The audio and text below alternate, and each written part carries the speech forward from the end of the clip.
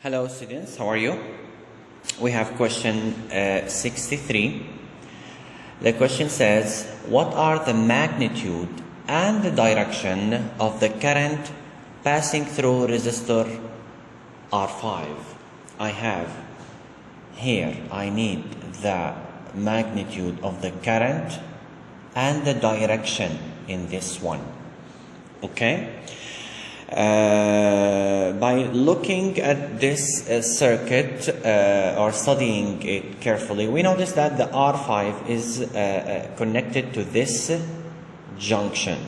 So in order to know the current in the R5, I need to apply Kirchhoff's first law in here to know the currents entering and leaving. Notice here this 3 ampere is leaving, okay, so it is leaving from here and then here.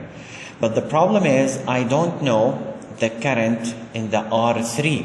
I don't know if it is entering the junction, let's name it X, if it's entering junction X or leaving it. Okay, so I need to find the value and current in here. Okay, so we go to, let me erase these. Let's go to the other junction in here. Let's name it junction Y.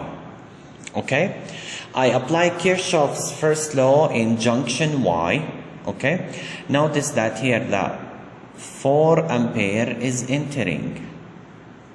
Okay, here the 9 ampere is leaving. Okay, so I can say I in equals I out.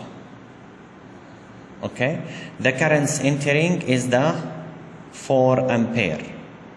Okay, the currents leaving is the 9 ampere. I still have the current in here. I don't know if it's entering or leaving, but looking at this equation, it cannot be correct unless there is something else here. Right? Because of course 4 ampere doesn't equal to 9 ampere. This means the current in R3 is entering the junction. Okay? It is entering the junction Y. Okay? So I can find I equal 9 minus 4, which equals to 5 ampere. So here I have 5 ampere. Okay, now we go back to junction X. The 5 ampere is entering junction Y. It means it is leaving junction X. Right? So I can apply Kirchhoff's first law in junction X.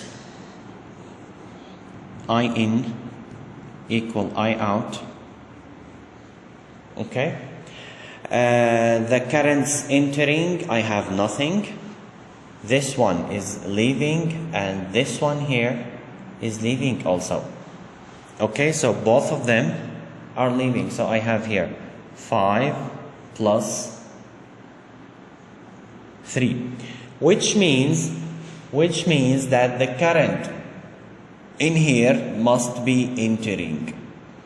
Okay, the current in the R5 must be entering. Okay, because in this side cannot be empty, right? Let's call it I5. So I5 will equal 8 ampere. Okay, it is 8 ampere either here or here. So notice the direction, it is going left, right? It is going left. So I choose this one. So the correct answer is D, not B, it's D. I hope it's clear. I tried to explain this question as slow as possible. If you have any question, please leave it under the video. See you.